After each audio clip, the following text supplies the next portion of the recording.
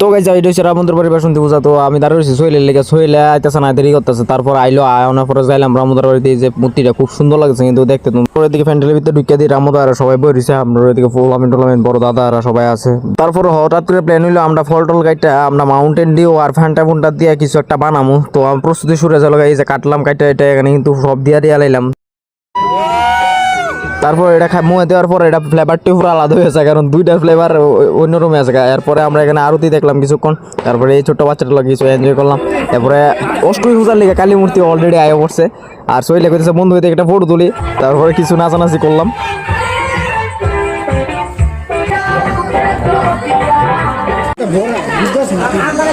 বুঝাস না কিটা বুঝাস না মাত্র করা আছে 12টার উপরে আছে 12টার উপরে আছে। তারপর আমরা সিদ্ধ পাট্টা খাই এখান থেকে আয় ফুরি।